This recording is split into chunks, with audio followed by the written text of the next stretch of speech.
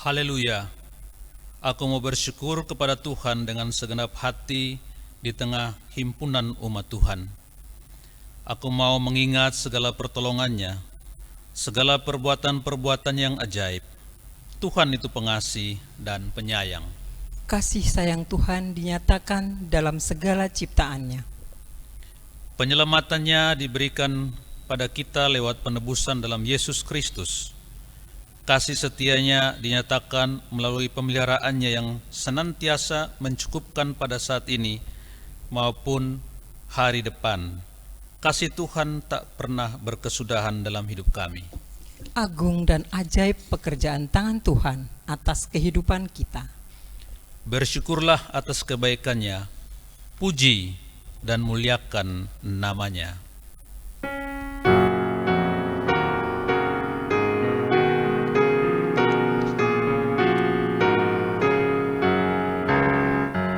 Agungkan kuasa namanya, malaikat bersujud. Nobatkan Raja mulia dan puji Tuhanmu. Nobatkan Raja mulia dan puji Yesus Tuhanmu.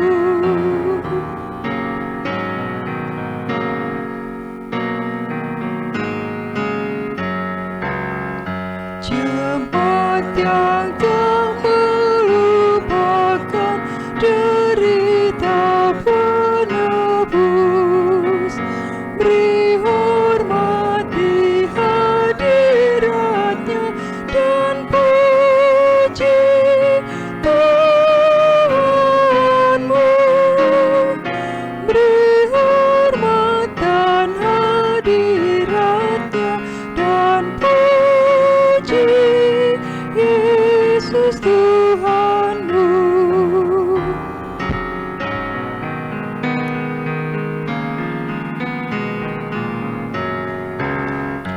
Hai waris kerajaannya, agungkan putra Daud. Allahmu permuliakanlah dan puji Tuhanmu. Allahmu permuliakanlah dan puji Yesus Tuhanmu. Saudara-saudara, umat yang saya kasihi dalam kasih Kristus, ibadah dalam rangka hari kenaikan Tuhan Yesus ini berlangsung dalam pengakuan bahwa pertolongan kita adalah dalam nama Tuhan yang menjadikan langit dan bumi, dan yang kasih setianya tidak pernah meninggalkan segala ciptaannya.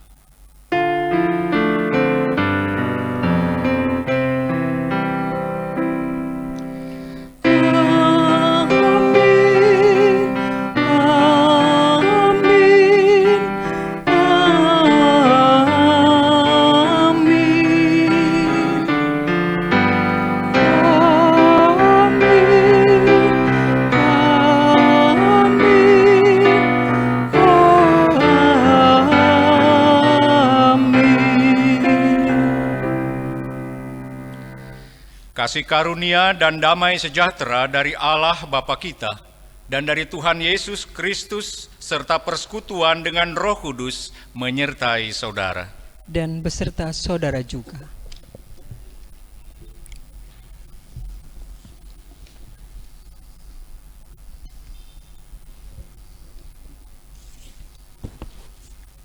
Naiknya Tuhan Yesus ke surga bukanlah akhir dari kisah karya penyelamatan Allah. Kenaikannya ke surga justru menjadi awal yang mendasari kelanjutan karya Yesus melalui para muridnya. Kelanjutan kasih Allah yang diberikan pada seluruh umat tidak terbatas pada umat Israel saja. Pada murid Yesus dan kita adalah orang-orang yang mengenal tentang kisah kasih Allah lewat diri Yesus Kristus. Kepada kitalah kisah ini diberikan untuk dibagikan pada yang lain. Maka kisah kasih penyelamatan Allah belum berakhir. Kisah ini masih terus dibagikan lewat kehidupan kita semua. Bukan sekedar kisah kasih yang dituturkan sebatas pada kata-kata saja, melainkan juga cara hidup sebagai murid-murid Yesus yang mencerminkan kasih Tuhan yang tak bertepi.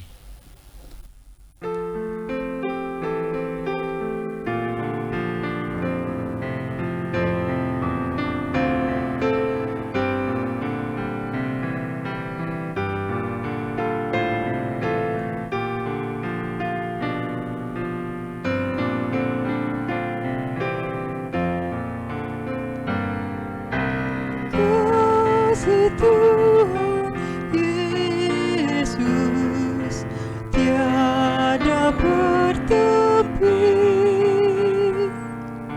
lebar panjang tinggi, dalam tak terperi. Allah melampaui akal kita yang fana, dengan orang kudus kenal kasih yang kekal.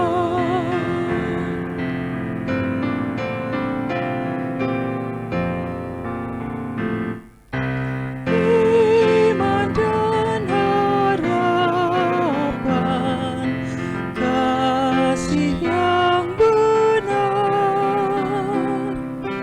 dari ketiganya kasih terbesar. Kasih itu sabar, Ia suka memberi, tak mengekang diri, tidak mengenal dengki.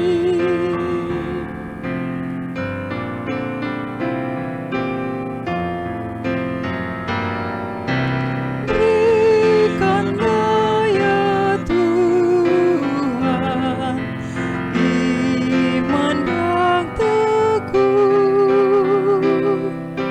pengharapan sungguh, kasih yang penuh, dan yang terutama kasih Tuhan tercermin dalam hidup kami, senantiasa berseri.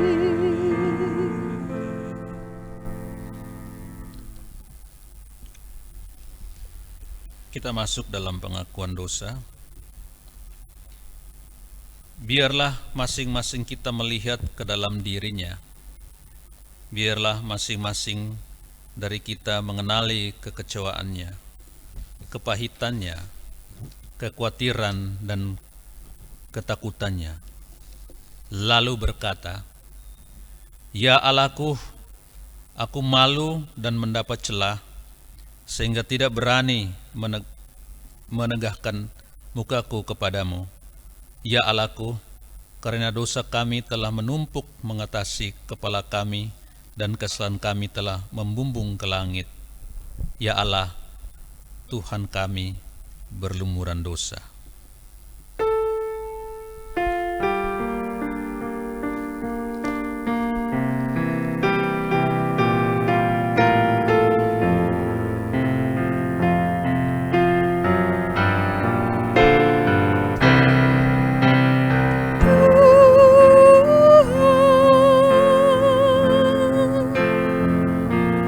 Kami berlumuran dosa,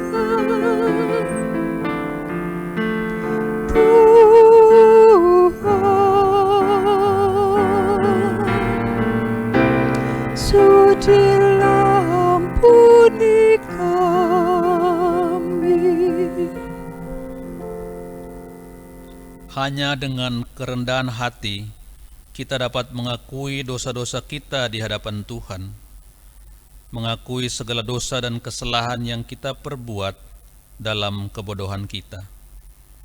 Hanya dengan kerendahan hati pula lah kita dapat berdoa, memohon pengampunan bukan hanya bagi diri kita sendiri, tetapi juga bagi orang lain, bahkan orang lain yang telah menyakiti kita.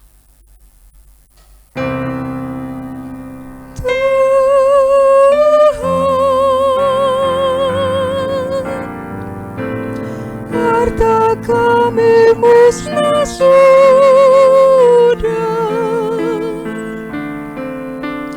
Tuhan,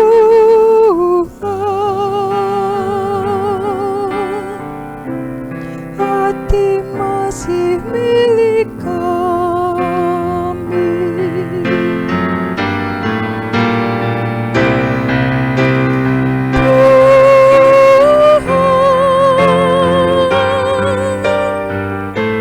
Sudi ampuni mereka,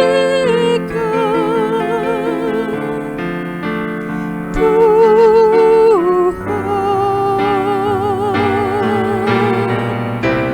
Kau yang tahu perbuatannya.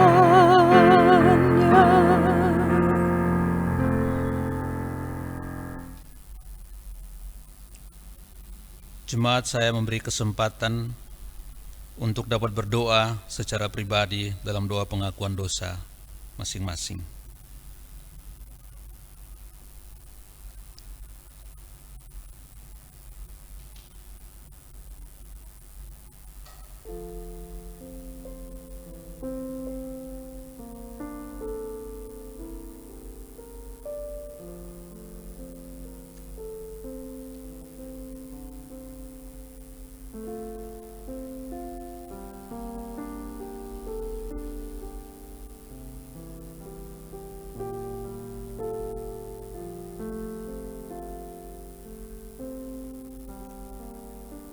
Bapa kami dalam surga, di depan-Mu kami tertunduk dan malu, mengakui segala dosa dan perbuatan kami.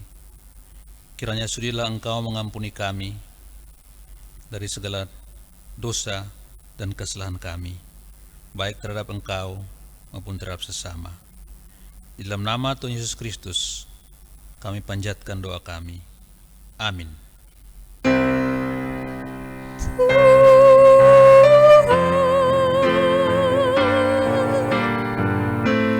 Kami berlumuran dosa, Tuhan,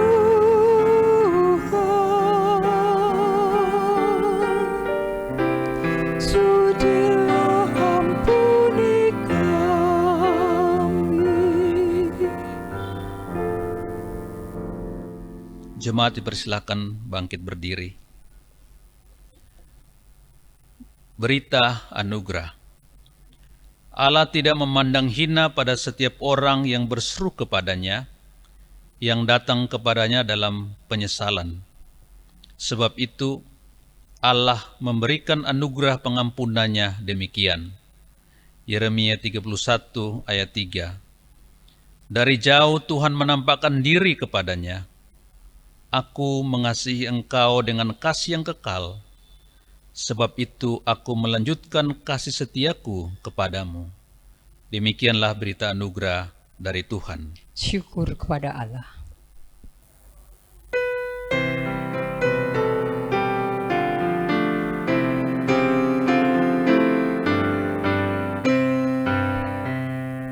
Dinobatkanlah Sang Raja Penebus, bahana surga bergema memuji Dia terus.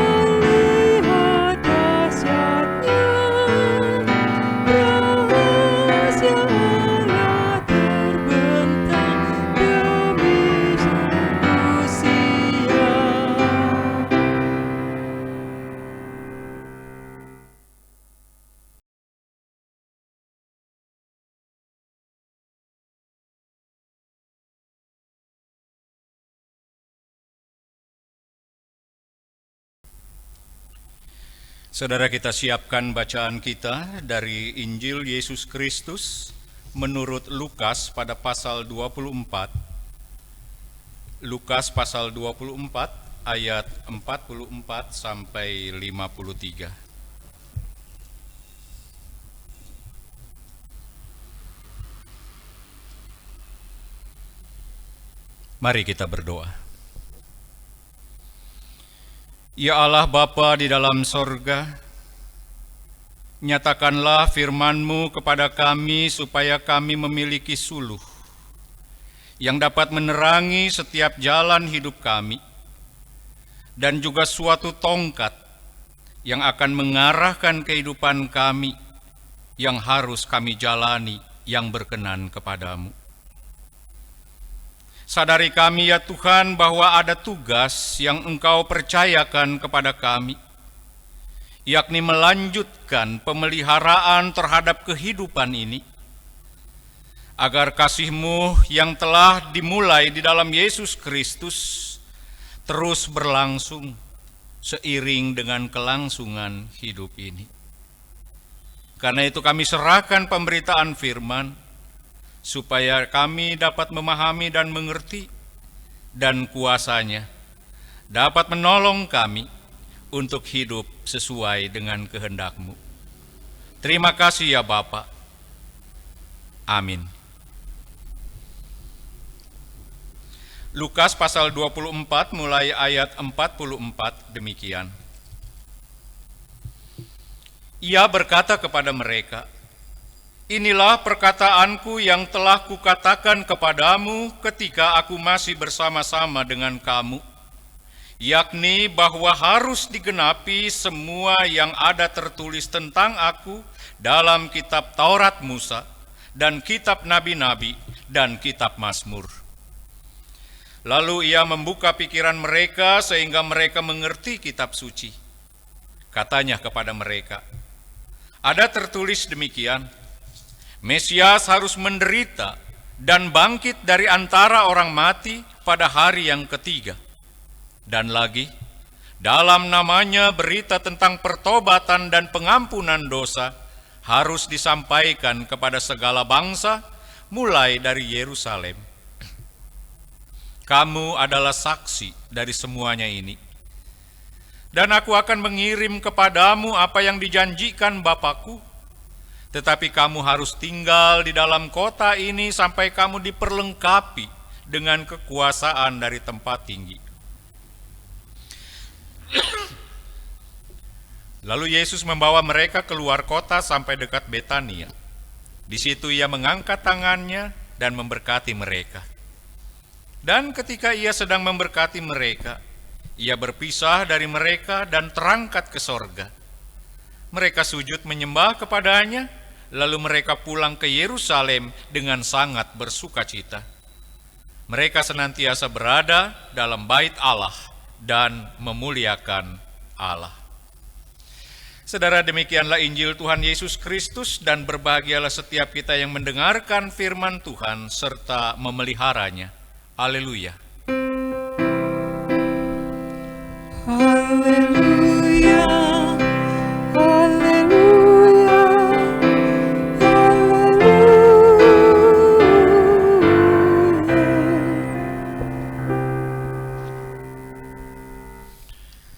Saudara-saudara, umat yang saya kasihi dalam kasih Yesus Kristus, pada hari ini Kamis tanggal 21, kita bersama-sama sebagai gereja merayakan hari kenaikan Tuhan kita Yesus Kristus. Saudara, sebagaimana kita sadari bahwa perayaan yang satu ini adalah perayaan yang mungkin paling sepi dibandingkan perayaan-perayaan yang lain. Misalnya dibandingkan dengan Natal atau dengan Paskah atau dengan Pentakosta. Tetapi saudara-saudara yang dikasihi oleh Tuhan Yesus Kristus, di balik perayaan yang tampak sepi ini, setidaknya ada dua hal penting. Dua hal yang sangat dibutuhkan, baik oleh gereja maupun oleh dunia dalam menjalani kehidupan ini. Dua hal yang dimaksudkan adalah yang pertama bahwa peristiwa ini mau menunjukkan secara penuh bahwa Yesus adalah mulia. Bahwa Yesus dan Bapa adalah sungguh ada di dalam satu kesatuan yang tak terpisah. Saudara, kalau boleh saya menjelaskan sedikit tentang kesatuan Yesus dengan Sang Bapa, paling tidak ada 3 hal yang secara bertahap mau menunjukkan kesatuan itu. Dalam bacaan kita setidaknya 2 minggu yang lalu, saudara, Yesus menegaskan kepada para murid, Aku dan Bapa adalah satu. Setidak-tidaknya dari pekerjaan yang kulakukan, kamu dapat melihat kesatuan itu. Jadi saudara, dari situ digambarkan bahwa Yesus dan Bapa adalah satu, dan tandanya adalah pekerjaan yang Dia lakukan di dalam dunia. Sebab pekerjaan yang Yesus lakukan tak lain, tak bukan, adalah pekerjaan Sang Bapa. Lalu yang kedua, saudara yang dikasih oleh Tuhan Yesus Kristus, kesatuan Yesus dengan Sang Bapa nyata dalam peristiwa kebangkitan.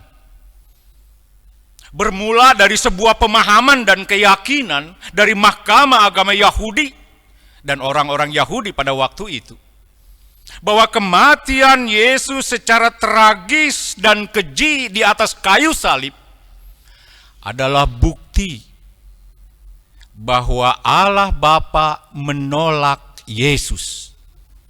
Adalah bukti bahwa Allah Bapa menentang Yesus. Tapi sebagaimana disaksikan dalam Alkitab, dalam Injil, bahwa tak lama berselang, 3 hari setelah kematian, Sang Bapa yang dianggap menolak dan menentang Yesus justru membangkitkan Dia. Dan peristiwa kebangkitan ini semakin menambah sebuah pembuktian bahwa Yesus dan Bapa tidak bisa dipisahkan.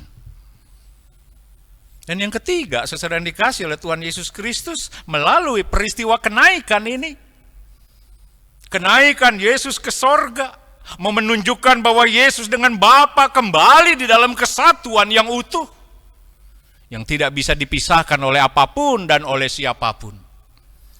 Oleh karena itu, pertama-tama peristiwa kenaikan ini mau membuktikan kepada gereja, dan gereja akan menyalurkan kesaksian ini bahwa Yesus adalah Allah. Yesus adalah Tuhan. Yesus adalah wujud nyata dari Sang Bapa itu. Bapak Ibu yang dikasihi oleh Tuhan Yesus Kristus, hal yang kedua dari peristiwa kenaikan ini adalah digaungkannya suatu panggilan tugas kepada kita sebagai gereja, baik dalam persekutuan jemaat maupun pribadi dan keluarga. Digaungkan suatu panggilan tugas, kamu adalah saksi. Kamu harus memberitakan. Saudara yang dikasihi oleh Tuhan Yesus Kristus, waktu Yesus masih bersama dengan para murid di dalam dunia ini, kita tahu di situ nampak sekali bagaimana Allah bekerja, bagaimana Allah berkarya bagi manusia.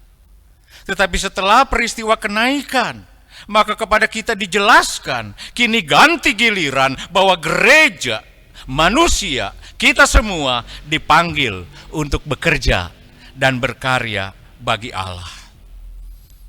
Saudara jemaat yang dikasihi oleh Tuhan Yesus Kristus, momen di dalam peristiwa kenaikan ini adalah satu hal yang penting bagi gereja, tapi juga bagi kehidupan manusia, kehidupan semua orang, kehidupan dunia.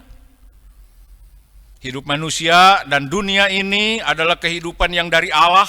Dan kita tahu itu saudara, bahwa hidup kita bukan dari iblis atau dari setan, tetapi dari Allah. Kehidupan yang mesti diselamatkan, dijaga, dilindungi, dipelihara sedemikian rupa.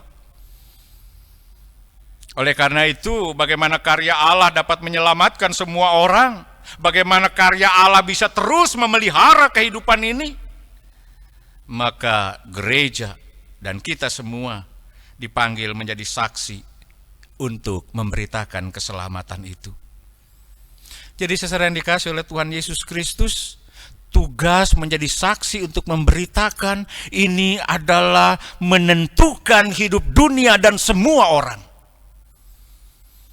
Apa yang digaungkan dalam peristiwa kenaikan itu penting buat kelanjutan dan kelangsungan hidup manusia dan dunia ini. Demi keselamatan. Tapi ya harus diberitakan. Harus ada orang yang menyaksikan. Di dalam surat Roma misalnya dikatakan bagaimana mereka dapat menerima keselamatan kalau tidak ada yang memberitakan. Bagaimana keselamatan bisa sampai kepada semua orang kalau tidak ada yang mau jadi saksi untuk memberitakannya. Karena itu Rasul Paulus dalam surat 1 Korintus 9 dia katakan, celakalah aku jika aku tidak memberitakan. Celakalah aku kalau aku tidak menjadi saksi keselamatan bagi hidup dunia dan manusia ini. Sebab lagi-lagi tugas bersaksi, tugas memberitakan adalah menentukan nasib hidup dunia dan seluruh umat manusia. Saudara yang dikasihi oleh Tuhan Yesus Kristus, Tuhan Yesus yang bangkit dan naik ke sorga, dia menegaskan kepada kita dalam peristiwa ini, kamu, gereja kita, saudara-saudara dan saya, kamu adalah saksi.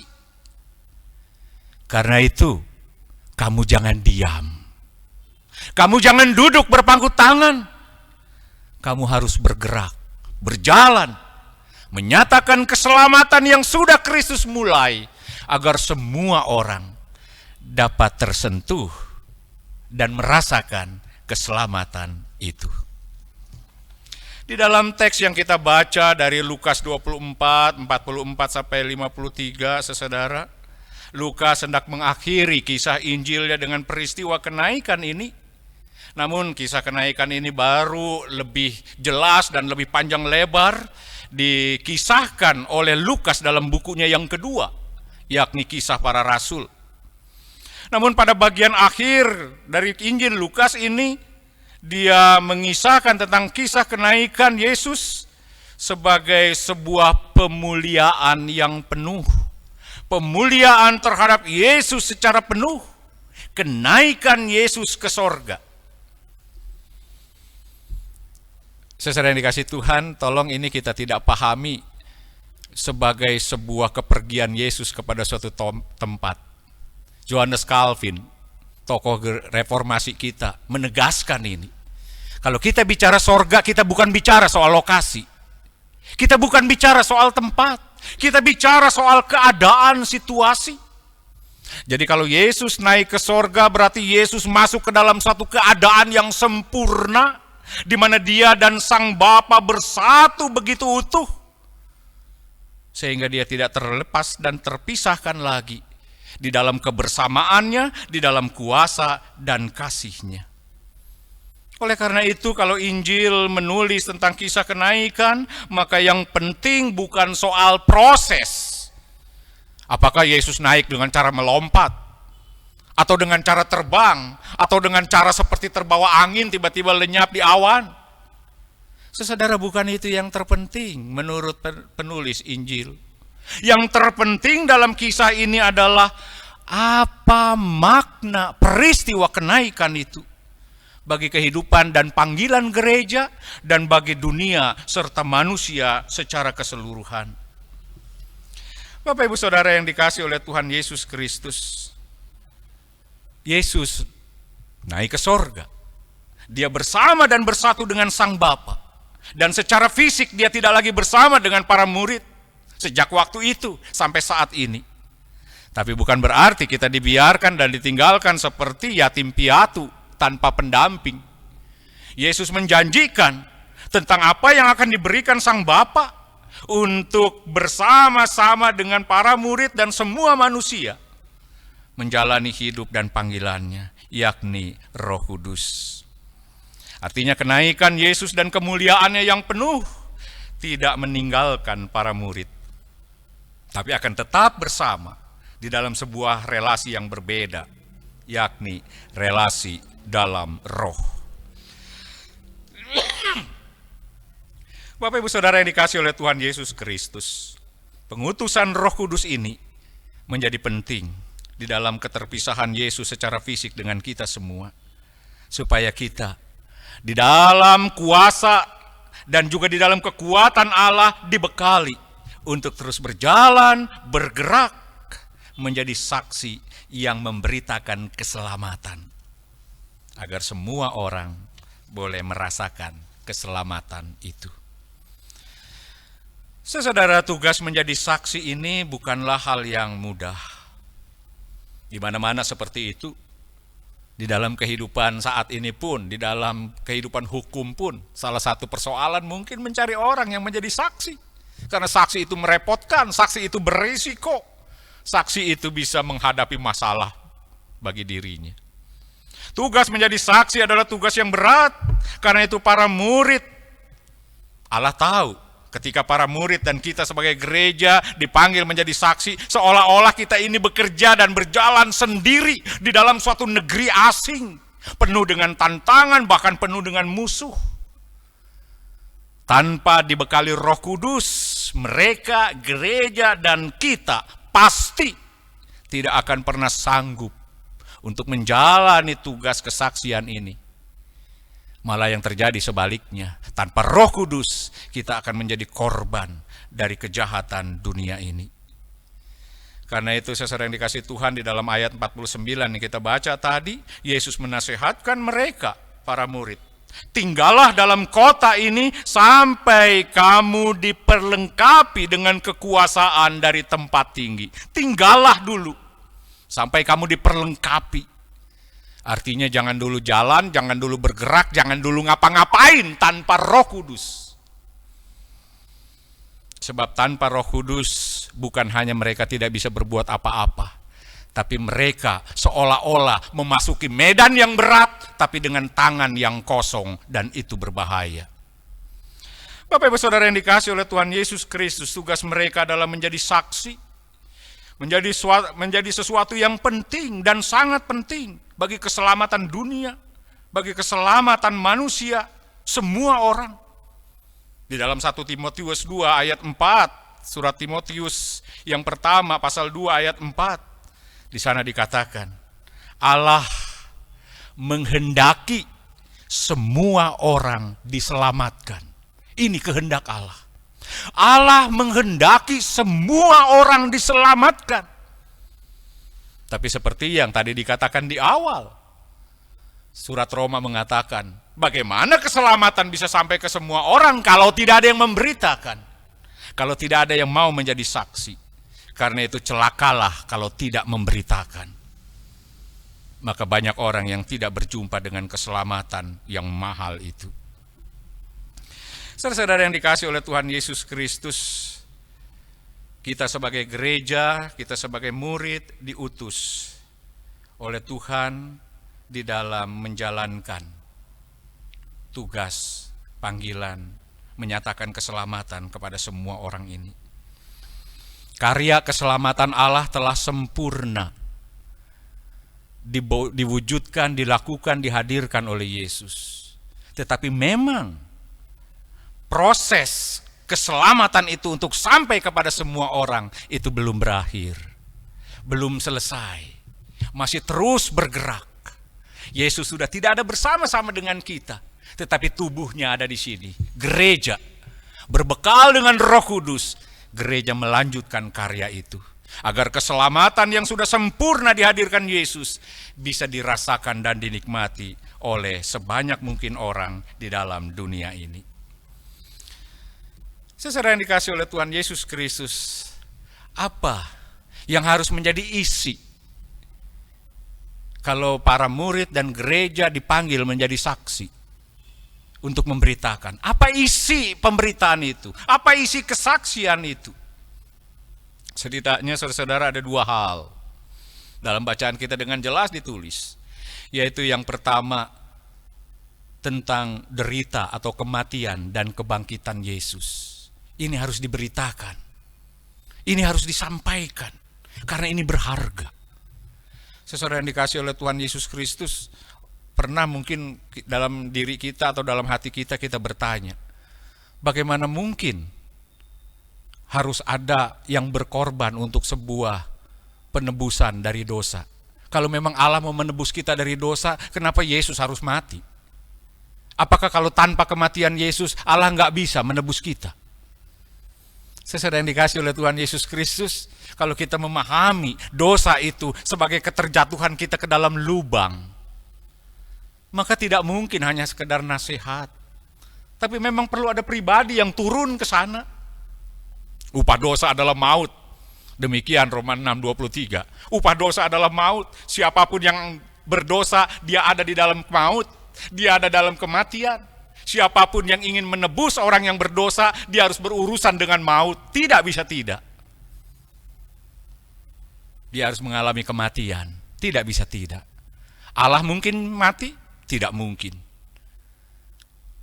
Karena itu dia menjadi manusia, supaya dia bisa mati, menebus kita dari dosa-dosa kita. Sebab Allah tidak mungkin mati, kecuali dia menjadi manusia. Dan itulah Yesus Kristus. Allah menjadi manusia di dalam Yesus Kristus. Dan dia rela mati demi dosa-dosa kita. Supaya kita yang berdosa dikungkung dalam alam maut, dia bawa keluar. Karena itu tanpa Yesus Kristus tidak mungkin penebusan dosa itu terjadi. Karena itu ini mahal harganya. Lebih dari emas, lebih dari perak. Darah Kristus, derita, kematian Yesus menjadi harga dari seluruh hidup kita yang dibebaskan dari dosa ini. Saudara yang dikasihi oleh Tuhan Yesus Kristus, dan kebangkitan Yesus sudah menunjukkan sebuah kemenangan kuasa Allah atas maut. Maut sudah tidak berkuasa lagi, maut sudah tidak berdaya lagi. Dan hendaklah ini menjadi pangkal sukacita, bahwa manusia bukan saja mempunyai satu pilihan dalam hidup ini, mengabdi pada dosa, tetapi ada alternatif hidup yang jauh lebih baik, hidup dalam keselamatan. Ini harus diberitakan, ini harus diberikan menjadi isi kesaksian, supaya tidak ada yang berpikir sudah jatuh ke dalam dosa, terlanjur lalu mandi sekalian. Bapak Ibu Saudara yang dikasihi oleh Tuhan Yesus Kristus, penebusan dari dosa ini dilakukan lewat derita kematian dan kebangkitan Yesus Kristus. Filipi 2 ayat 8 dan 9 menggambarkan tentang ini. Keadaan sebagai manusia, dia merendahkan diri. Dia taat sampai mati di kayu salib. Itulah sebabnya Allah meninggikan dia. Allah membangkitkan dia. Allah membuat dia naik dan bertahta kembali di kemuliaan sorga. Usai sudah. Dan sekarang penebusan itu sudah Kristus lakukan, dan kemenangan itu sudah Yesus nyatakan. Beritakan ini, supaya jangan orang terkungkung lagi di dalam dosa, di dalam alam maut. Supaya orang tidak lagi pikirannya, perasaannya, tenaganya, tindakannya, rancangannya, rencananya dipakai oleh maut. Tapi biarlah dia boleh keluar dari sana demi Kristus yang sudah menyelamatkan itu.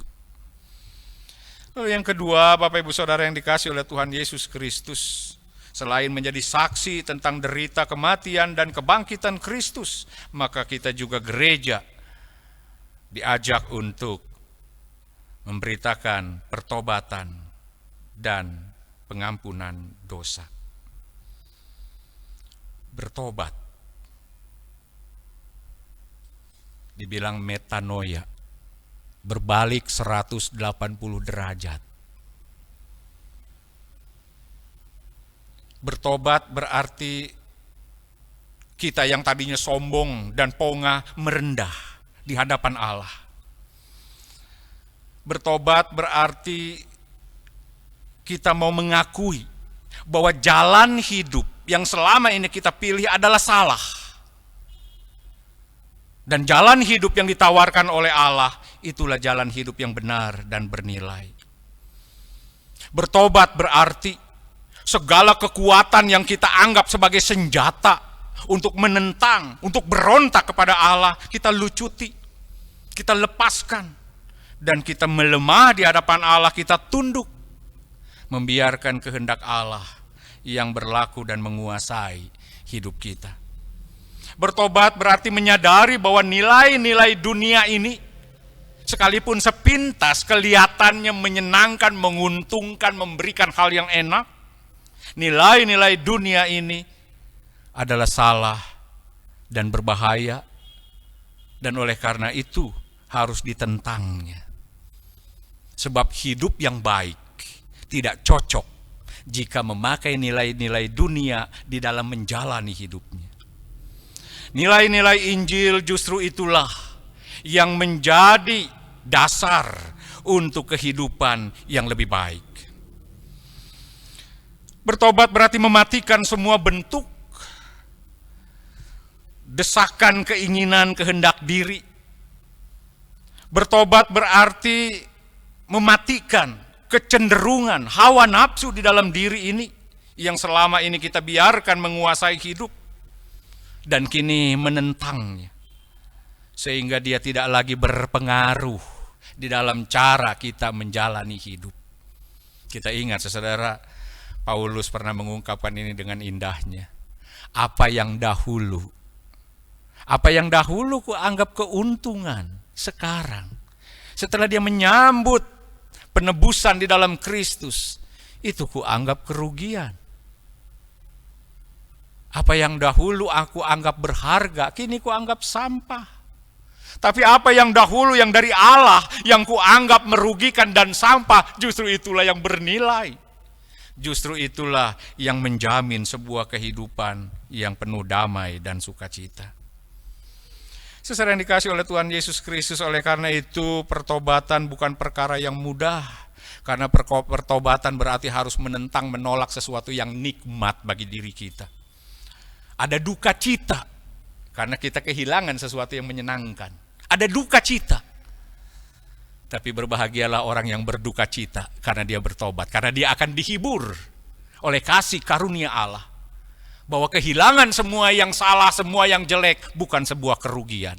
Tuhan akan menggantikan sesuatu yang indah untuk hidup yang penuh sukacita dan penuh damai sejahtera. Saudara yang dikasihi oleh Tuhan Yesus Kristus, inilah pertobatan yang harus juga diberitakan oleh gereja. Bahwa orang harus berubah, bahwa orang harus bertolak dari hidup lamanya ke dalam hidup yang baru. Dan dasar dari pertobatan adalah pengampunan. Pengampunan yang Allah berikan kepada semua orang. Dengan pengampunan maka Allah menghendaki agar dosa masa lampau tidak mengganggu jalan hidup masa kini dan tidak menghambat sebuah masa depan dalam kehidupan manusia. Allah menghendaki agar melalui pengampunan itu kekuatan Allah bisa dapat membantu seseorang untuk mengubah, memperbaiki hidupnya dan mendorong untuk dia menjadi berkat di dalam suatu hidup yang baru. Ketika Yesus berbicara ini tentang pokok anggur, dia katakan kamu adalah ranting-ranting. Allah membersihkan ranting-ranting. Itulah pengampunan Allah. Tujuannya apa? Supaya kamu berbuah lebat. Allah membersihkan dengan pengampunannya, supaya dalam hidup ini kamu berbuah lebat, menghasilkan banyak berkat untuk suatu kehidupan yang baru. Itu saudara, sebabnya Yesus sangat menekankan dalam peristiwa kenaikan ini, kamu harus, tidak bisa tidak, kamu harus menjadi saksi. Sebab untuk suatu kehidupan yang lebih baik, tiap-tiap pribadi mesti diubah, mesti diperbaharui. Tiap-tiap pribadi harus mendapatkan sentuhan dari keselamatan yang sudah sempurna dikerjakan oleh Yesus. Dan memang belum semua orang mendengar dan menerimanya. Karena itu pergilah dan kamu harus menjadi saksi untuk memberitakan kabar keselamatan ini. Dan dengan demikian, maka penugasan ini menjadi sangat penting.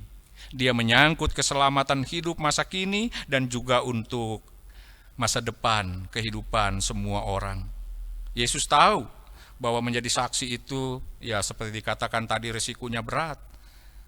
Tetapi Roh Kudus dijanjikan kepada gerejanya bahwa kita berangkat tidak dengan tangan hampa, tidak dengan tangan kosong, tapi dengan perbekalan yang cukup memadai untuk kita terus menjalani tugas kesaksian ini, sehingga apa yang Yesus telah kerjakan akan terus dikerjakan oleh gerejanya.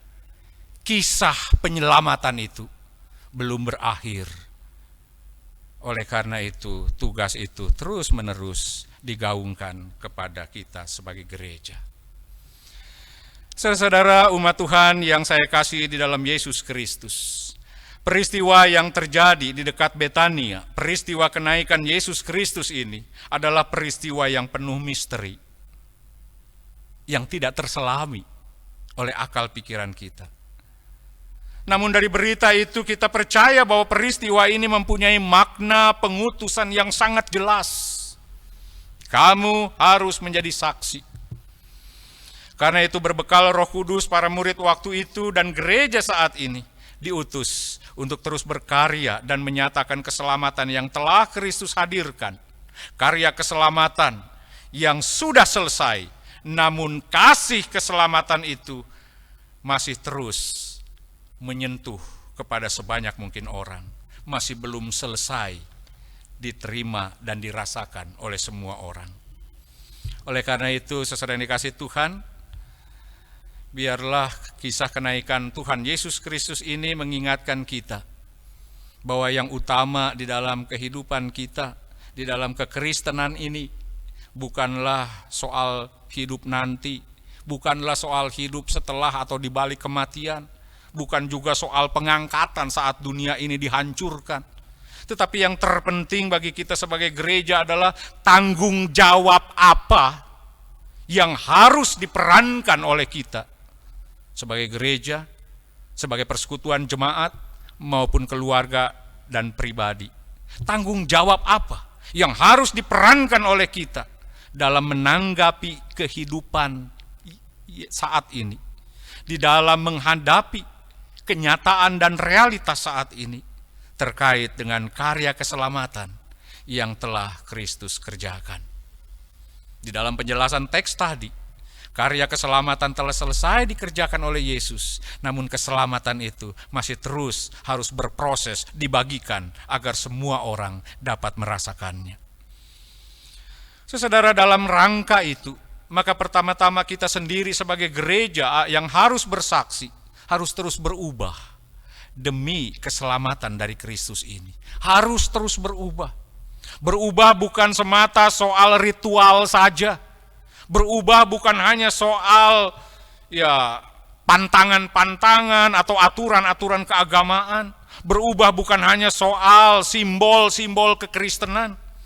Melainkan yang terpenting adalah soal moral sosial kita. Soal keadilan, kebenaran, dan kemanusiaan. Gereja berupaya untuk menjadi agen moralitas dari suatu hidup yang baik. Sehingga dengan demikian, gereja bisa berbagi cara hidup yang benar dengan orang lain. Bukan hanya sibuk membangun kesalehan pribadi, tetapi juga harus memikirkan kesalehan sosial. Sebab gereja dipanggil untuk membangun kehidupan semua menjadi lebih baik. Saudara yang dikasihi Tuhan, gereja juga dipanggil untuk menghadirkan nilai-nilai kemanusiaan sesuai dengan Injil yang Yesus Kristus kabarkan. Suatu cara yang dapat mencegah semakin rusak dan semakin hancurnya kehidupan masyarakat. Dan melalui cara itu, maka gereja bisa ambil bagian di dalam upaya untuk memperbaiki cara hidup masyarakat yang lebih luas. Saudara, kita juga menelusuri kehidupan dan perjuangan Yesus. Ketika kita telusuri itu, maka paling tidak kita menemukan tiga hal. Kita menemukan tiga hal penting. Yaitu yang pertama, bagaimana Yesus mengajak orang untuk memiliki ketaatan kepada kehendak Allah. Dunia ini rusak karena orang mengikuti ketaatan pada kemauan dirinya. Gereja dengan cara apapun, baik secara verbal maupun secara tindakan, mau meyakinkan bahwa cara-cara yang muncul dari dalam diri ini tidak akan pernah menolong untuk suatu kehidupan yang baik. Karena itu, bagaimana ketaatan bisa menjadi isi dari kesaksian gereja untuk menyampaikan berita keselamatan kepada dunia dan banyak orang. Dalam praktiknya, sekalipun kita seringkali menentang, seringkali mengatakan tidak baik, tidak benar terhadap dosa, toh pada kenyataannya tidak sedikit dosa dikasih tempat di dalam ruang kehidupan kita. Tidak sedikit dosa kita undang untuk dalam tanda petik membantu menyelesaikan masalah kita. Padahal kita tahu tidak ada hal yang baik. Tidak ada sesuatu yang berujung pada penyelesaian yang baik ketika dosa dilibatkan di sana. Apalagi di dalam kehidupan yang sulit, saudara, orang udah gak mikir ini cara ini benar apa enggak. Orang sudah lupa akan ketaatan kepada Allah. Orang sudah kehilangan ketaatannya kepada kehendak yang lebih tinggi, yaitu kehendak Tuhan. Gereja memberitakan itu. Lalu yang kedua yang Yesus juga beritakan adalah belas kasih. Gereja nggak boleh tinggal diam dalam tempat yang nyaman. Gereja harus terus-menerus merasa diusik supaya dia bergerak. Seiring dengan gerak hati Allah yang terus-menerus menunjukkan belas kasih kepada semua orang. Tidak peduli. Itu adalah sebuah kejahatan yang luar biasa. Sebab tidak peduli, orang tidak akan pernah bisa mengasihi orang lain. Dan dalam kehidupan zaman saat ini, orang melihat kejahatan, melihat tindakan-tindakan yang tidak baik, melihat sikap-sikap yang merugikan, mungkin seolah-olah sudah dianggap biasa. Orang cuman mengatakan, oh begitu ya. Ketika mendengar ada pembunuhan, itulah zaman sekarang. Sudah tidak ada lagi yang merasa sesuatu di dalam hatinya. Seolah-olah semua berjalan serba biasa. Tidak ada belas kasih. Saudara, hidup yang sulit, kemiskinan di mana-mana, ditambah tidak ada belas kasih, habis sudah. Semakin berat perjalanan hidup ini, semakin banyak orang yang tidak tahan menjalani hidup ini. Karena beratnya beban tidak pernah menjadi perhatian gereja untuk menolong dan menopang lewat belas kasih.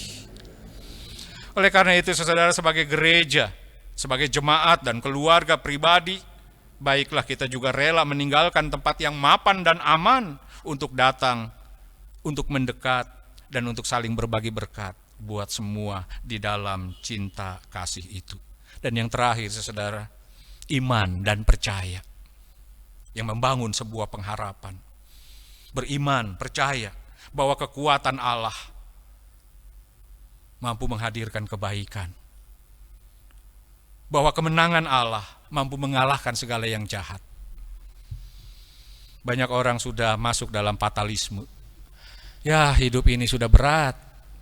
Saya sudah tidak tahu lagi harus berbuat apa, ke sana mentok, ke sini mentok. Semuanya sudah suram, semuanya sudah tidak bisa dilakukan apa-apa. Lalu dia menyerah dalam hidup ini.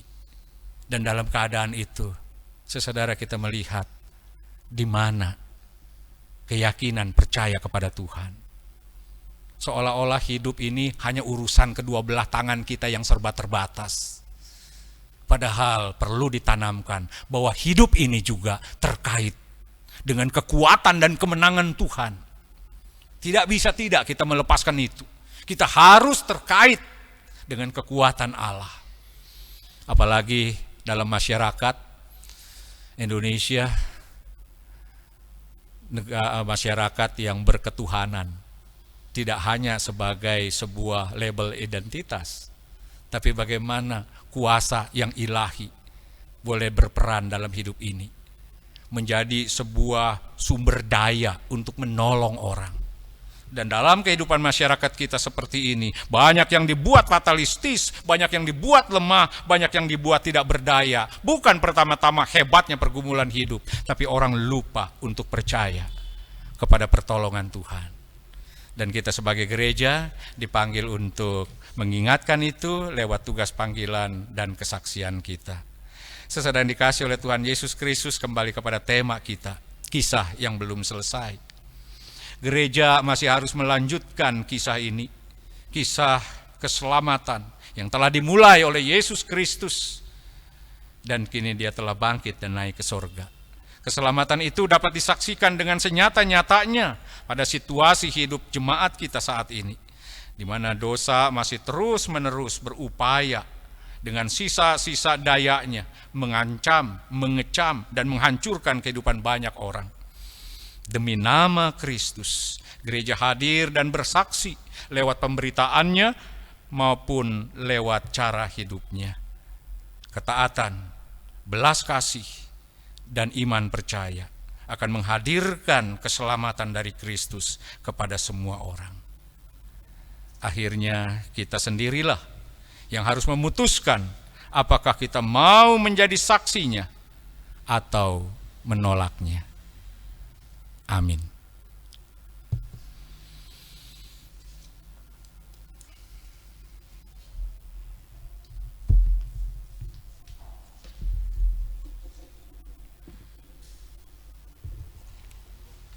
Jemaat yang dikasihi Tuhan, marilah bersama dengan umat Allah di segala masa dan tempat kita mengikrarkan pengakuan iman kita menurut pengakuan iman Rasuli.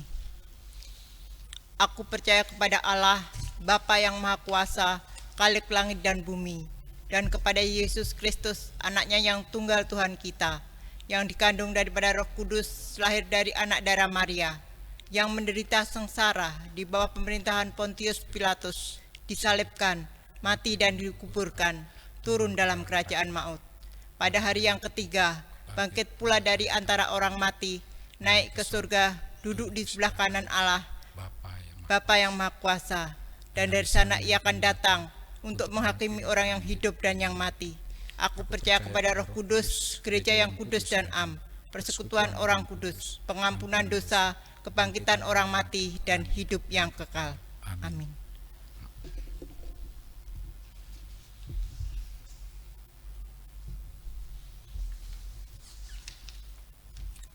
Mari kita naikkan doa syafaat.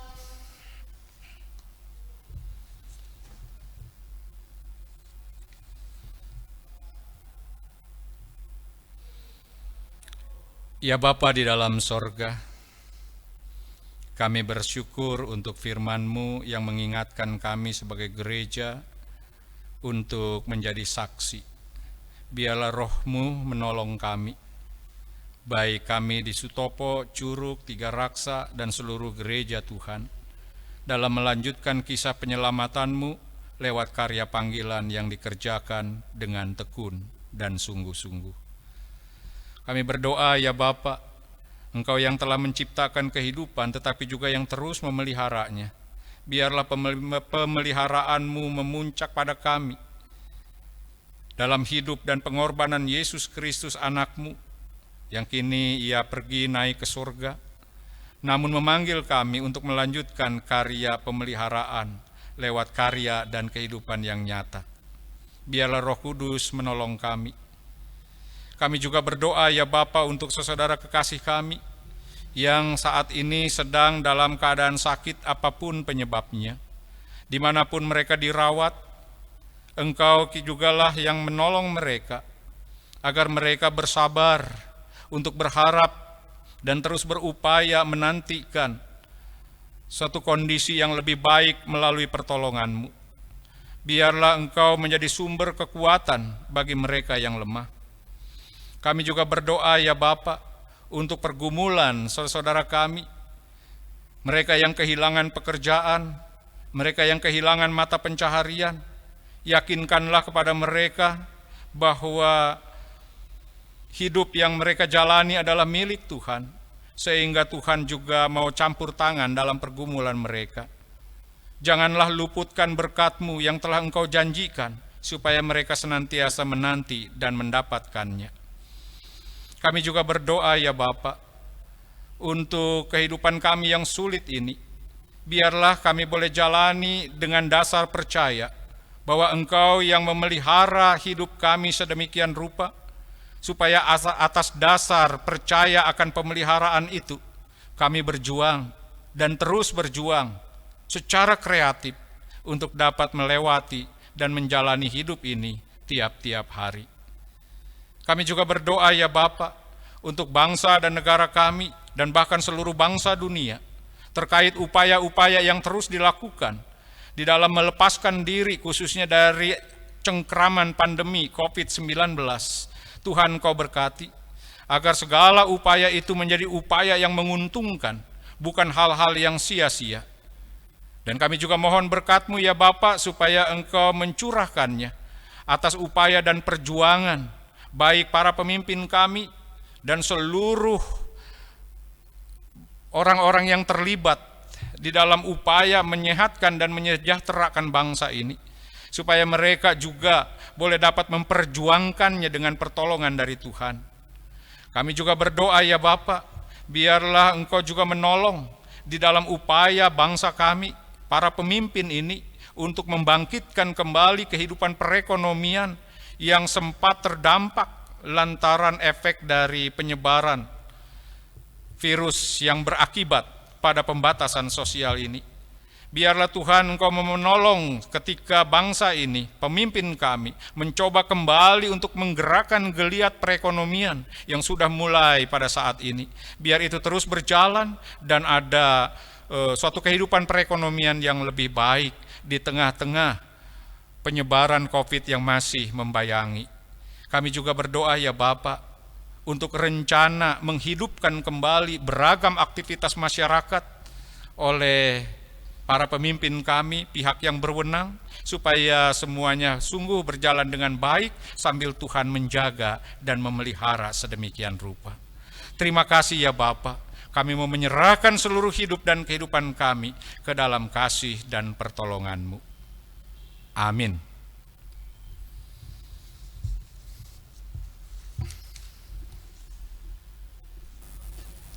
Jemaat yang dikasihi Tuhan Yesus, kita diberi kesempatan untuk memberikan persembahan. Persembahan dapat disampaikan melalui nomor rekening yang tertera di dalam warta dan juga bisa disampaikan di dalam amplop yang akan kita kumpulkan nanti, akan kita persembahkan di saat kita beribadah kembali.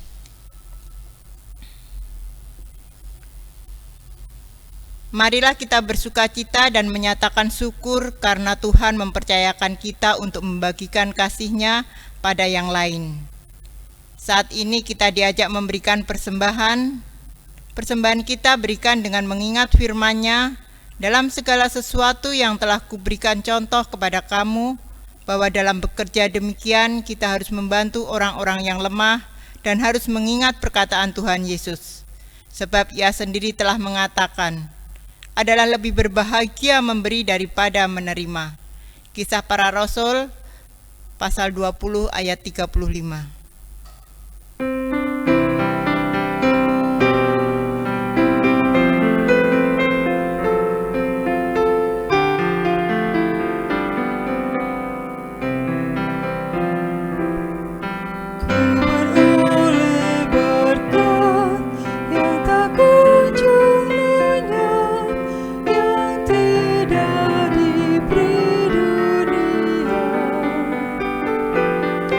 Direlui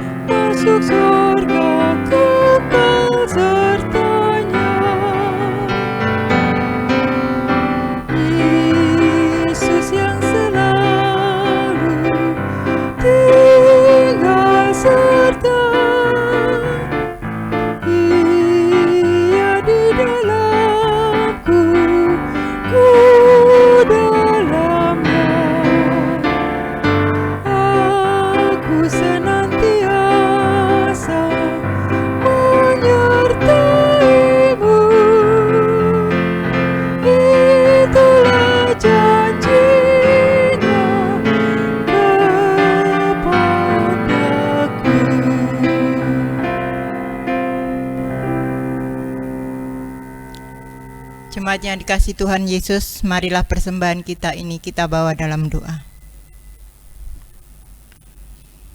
Bapa yang baik, Bapa yang penuh kasih, terima kasih ya Bapa untuk berkat dan penyertaan-Mu di sepanjang kehidupan kami dari hari lepas hari. Hingga pada saat ini Tuhan, kami boleh berkumpul dengan keluarga kami terkasih Tuhan untuk beribadah memuliakan nama-Mu. Tuhan Yesus, terima kasih bila pada saat ini kami juga diberi kesempatan untuk memberikan persembahan kami dari sebagian berkat yang telah Engkau berikan kepada kami. Tuhan, kiranya Tuhan boleh sucikan persembahan ini hingga menjadi berkat bagi kerajaan-Mu untuk kegiatan aktivitas di GKI Sutopo.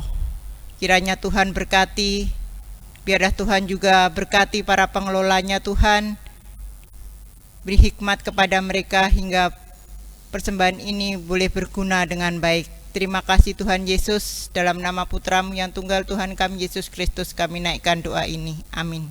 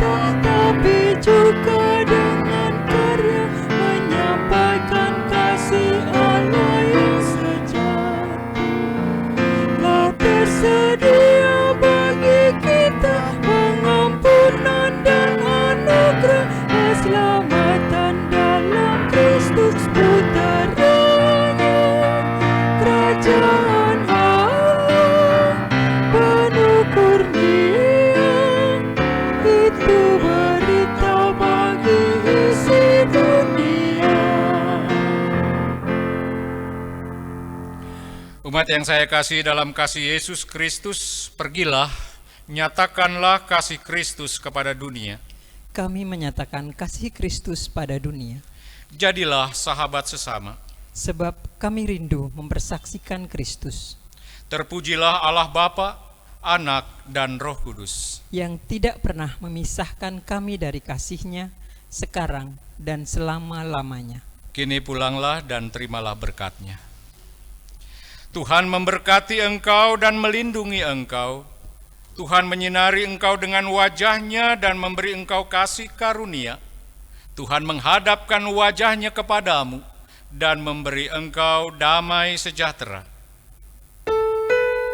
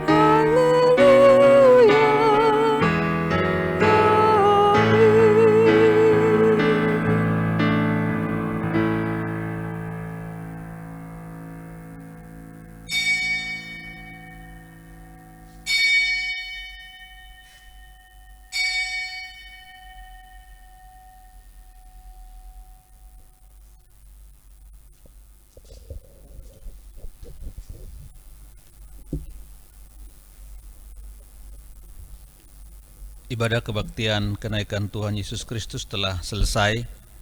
Atas nama Majelis Jemaat kami mengucapkan terima kasih kepada Bapak Pendeta Vince Frian Markus yang telah melayani kita pada hari ini.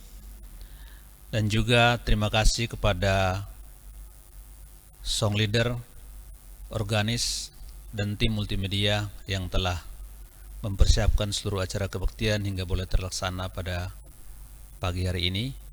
Dan kami juga berterima kasih kepada seluruh jemaat yang telah ikut ambil bagian dalam kebaktian hari ini, baik jemaat yang ada di GKI Jalan Sutopo nomor 9 Tangerang, jemaat yang ada di Bajem Curug, dan juga Pos 3 Raksa. Tuhan Yesus memberkati kita semua.